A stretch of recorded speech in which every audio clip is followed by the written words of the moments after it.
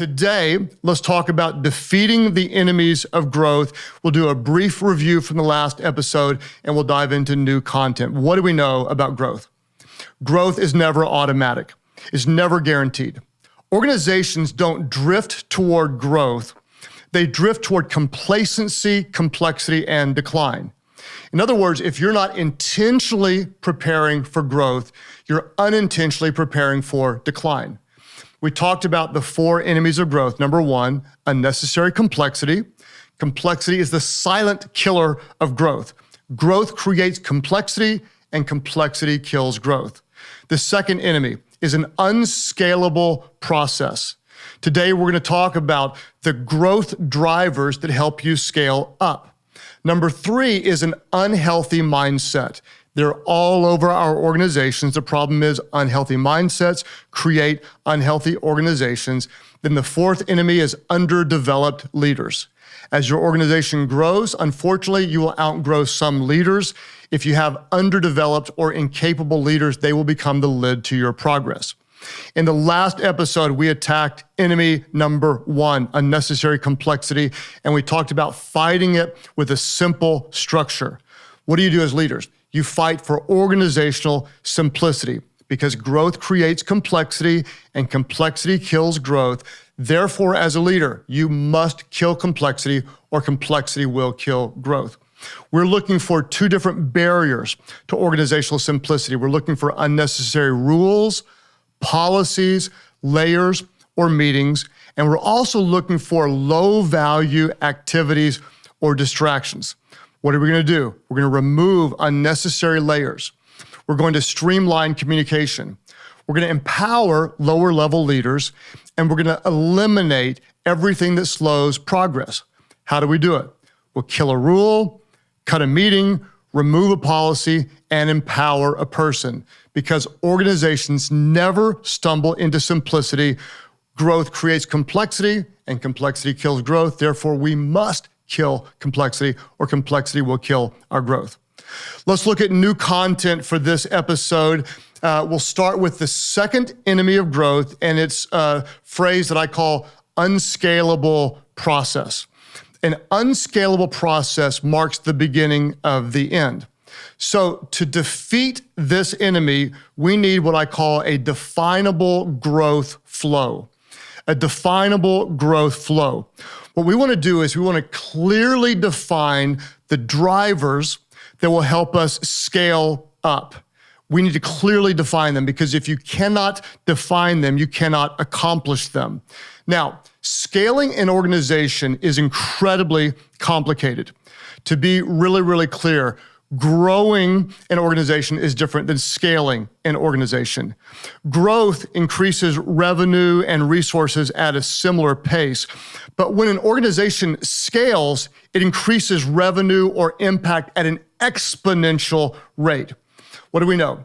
Some organizations may accidentally kind of grow, but you're never going to scale without a definable growth flow. Now, here's your assignment. As leaders, what you want to do, and this is important for every type of organization, is you want to name your growth drivers. What are those drivers that will propel you forward? It's my theory that you'll have somewhere between 3 to 7 growth drivers. These are the ingredients necessary for you to scale up an organization. Let me give you a hint what they're going to be. They're going to be revolving around the people in your organization. They will be revolving around the systems in your organization, and they will have something to do with your economic engine. I can promise you in every organization, there's got to be a financial driver, a systematic driver, and a people driver. What are the things that you need to do to scale up? Now, let me try to explain it from my personal context. If you don't know what I do, I'm a pastor of a church that currently meets in 35 locations in 11 different states. We've grown from 10 to 35 in a relatively short period of time. We're scaling up. In our organization, we have 5 growth drivers. These are the 5 things that need to be happening at the exact same pace. If any one of these lags, then we cannot scale up. I'll give you mine, but I want to promise you yours will be different. What do we need to scale up to meet in multiple locations as a church? Well, the first growth driver is going to be we need places to meet. We need buildings, or we need land. We need a place to meet. The second thing we need is we need to be able to pay for it. In other words, if you can't pay the bills, you can't show back up. The third thing we need is we need leaders or pastors. We need to have the team that's there to manage, to lead, to inspire, to empower the churches. The fourth thing that we need is we need church members. We need people who are worshiping God. We need people who are growing and serving and contributing and praying and inviting. And then we need to support these growing drivers. We need the systems in place to accurately grow, to pastorally care for our leaders and the people there. We need the systems in place. So we need buildings and land. We need the financial model, the funding. We need to be developing the leaders. We need church members, and we need to be supporting them adequately. Those are the 5 growth drivers. Those are incredibly difficult to do all at the same time. In other words, we've got to be having our leadership pipeline strong with some 80 or 90 different leaders in our leadership pipeline to start 5 or 6 new locations this year. We need to have the funding or we'll be in trouble. We need to have people show up at these churches. We need to get buildings out of the ground, and we need to scale up in our systems to care for those people. Here's my promise. Once you identify your growth drivers, you will likely have 1 or 2 that are almost always lagging behind. This is why it's so important for you to identify what those are. When you can define them, then you can attack them. For example, in our case, believe it or not, we have the leadership pipeline, which took us years to build. We have enough people coming as we're starting them. The thing that was not happening for us is we're not getting buildings out of the ground fast enough. So we recognize that is holding us back. We put more people toward this team, more resources toward this team, beefed up our land acquisition, beefed up our building strategy, and now that leg of the stool, that driver, is equal to the others, and now we're able to start scaling up again. You'll want to clearly define what are those growth drivers for your organization. You'll probably have no fewer than 3. If you have more than 7, I would argue you're probably overcomplicating it. Somewhere around 4 or 5 is likely. You want to clearly define what those are.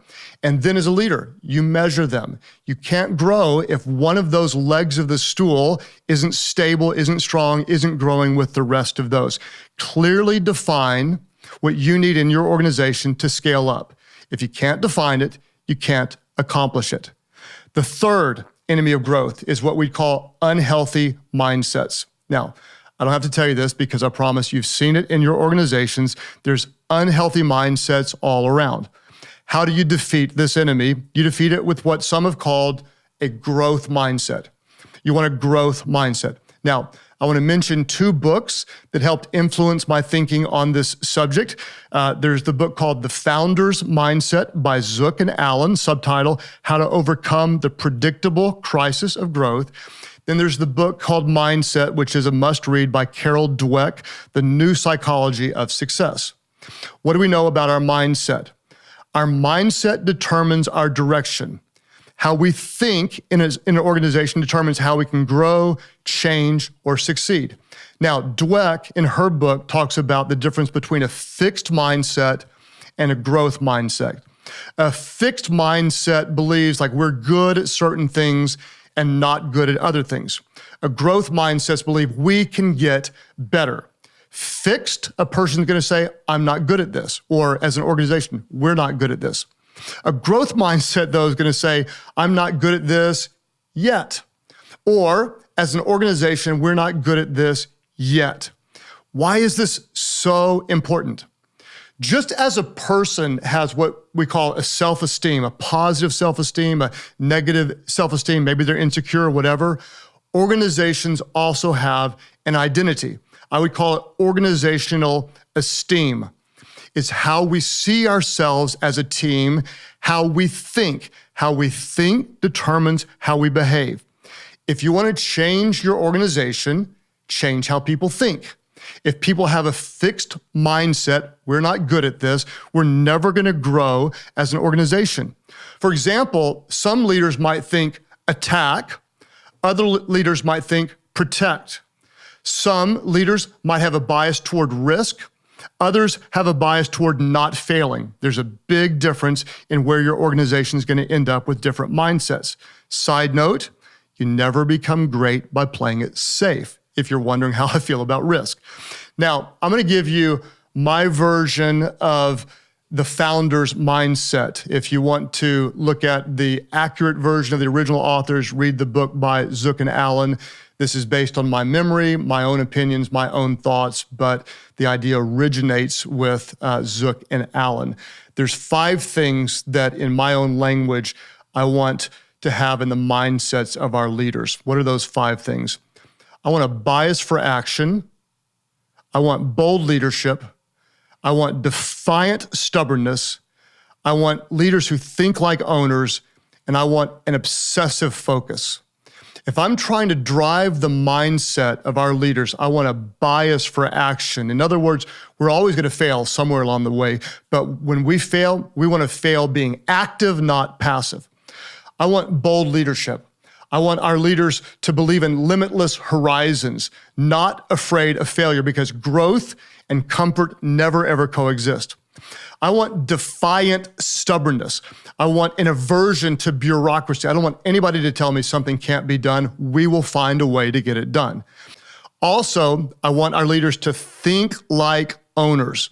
We want to think like owners, not managers. I did a whole podcast on this. We don't see problems, we see opportunities. We own the outcome. And then finally, the mindset I want an obsessive focus. We don't grow with our yeses over time, we grow with our nos. We have the discipline not to do everything, so we're going to do the things that add the most value. These are the mindsets that I would interpret from the founder's mindset I'm trying to drive. Bias for action, bold leadership, defiant stubbornness, thinking like owners, and obsessive focusedness. In other words, we're not sharing a blueprint, we're spreading a mindset. This is how we think. This is what we believe about ourselves. As an organization, we may not be good at it, yet we can grow. We have a growth mindset. Look at your organization. Is the mindset fixed or is it growing? We need a growth mindset to defeat the bad, negative mindsets that hold us back. Let's talk about the 4th enemy of growth. The 4th enemy is underdeveloped people, underdeveloped leaders.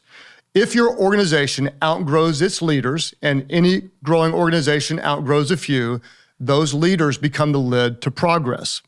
The key to success in any organization is always identifying and developing the right leaders. This is the most important thing. I've said it a million times. The potential of your organization rests on the strength of its leaders. Now, if you want more content on developing leaders, check out episode 24. One of the big thoughts about developing leaders is this. People always ask, where do you find great leaders? I always say, we don't find them, we build them. Then we empower them to lead, and we let them lead.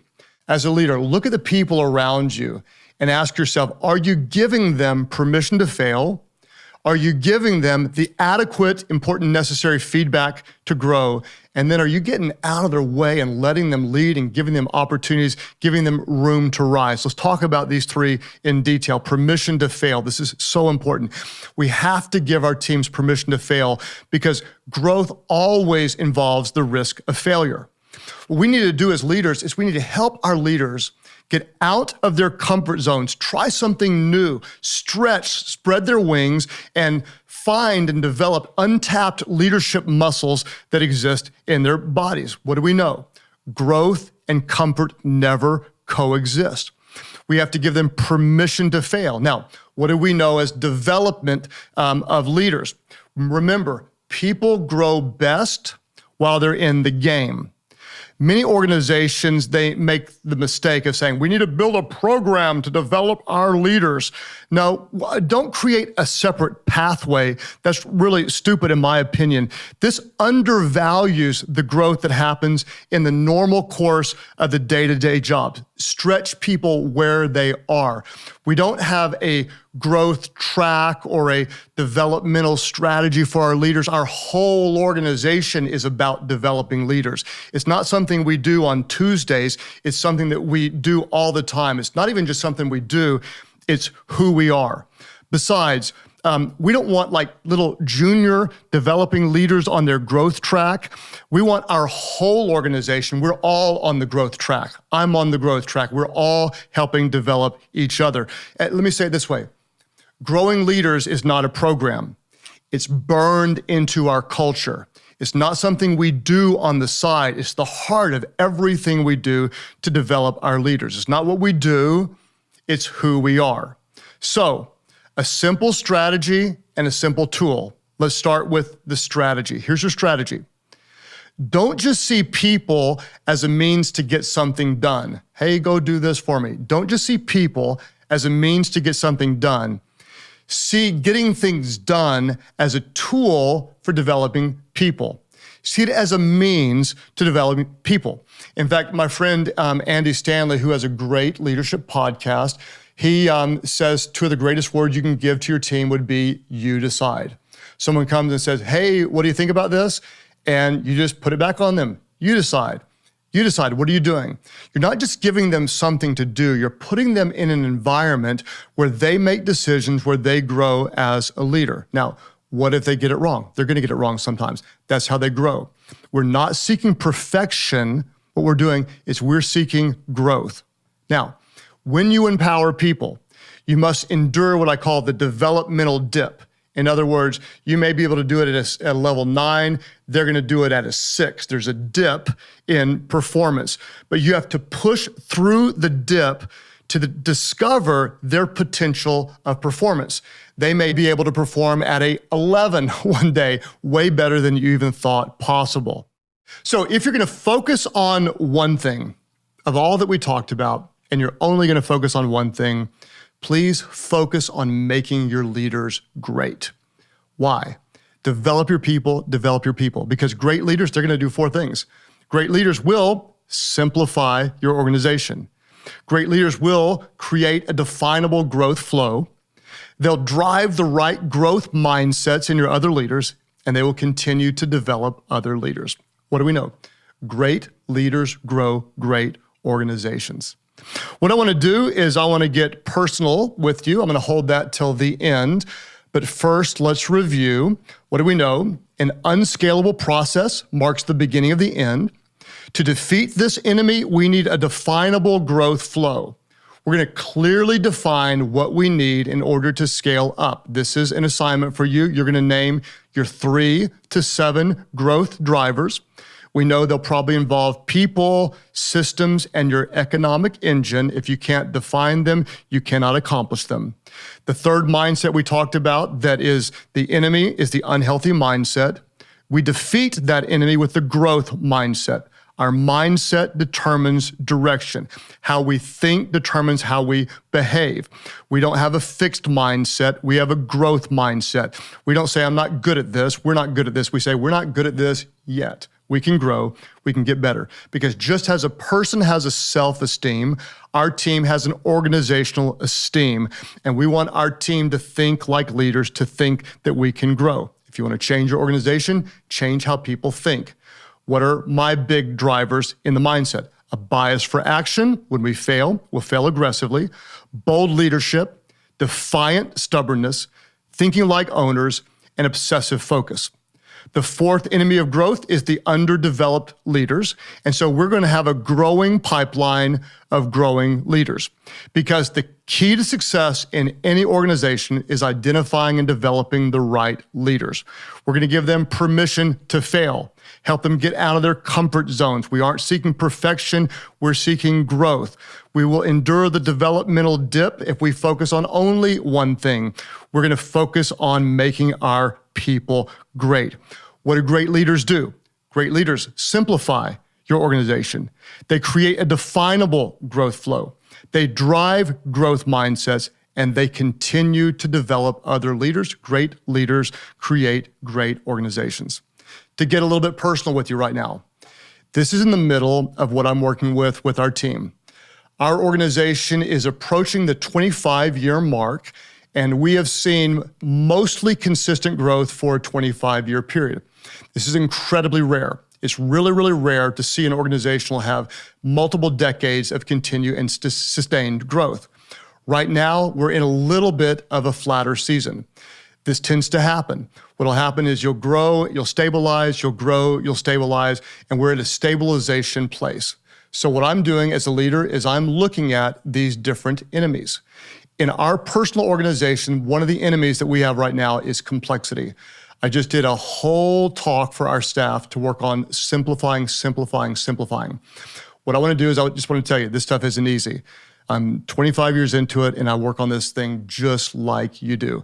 You may say, well, we're a business, not a church. What I find is when I speak at corporations and work with CEOs, you're facing the very same things. Leadership is leadership wherever you are. As a leader, you're going to want to look at it, think about it, analyze it, meet with your other leaders. Don't believe for a minute you cannot grow. You have what it takes to solve problems. Your greatest asset will be the people around you. Invest in them. Right now, I'm digging deep. I'm working with our best leaders. We are simplifying. We're making sure we have all the growth drivers. We're driving the right mindset, and we're continuing to develop leaders like crazy. And I promise you, from my context, with God's help, we will continue to grow. Believe you can, believe you will. Discussion questions and reflection. Number one, name your growth drivers. Name them. What are they? If you can't define them, you cannot accomplish them. Question number two, what mindset needs to change organizationally? What mindset needs to change organizationally? And then what will you do to drive a growth mindset? It's not going to happen accidentally. You as a leader must lead to it. Number three, on a scale of 1 to 10, how strong is your leadership development culture? I want you to be honest, not the little program on the side, your culture. It's not something we do, it's who we are. On a scale of 1 to 10, how strong is your leadership development culture? Now, once you answer that, my follow-up is this. If it's lower than a 9, what are you going to do about it? This is the most important thing you do. You develop people, and people build great organizations. If it's lower than a 9, what are you going to do about it?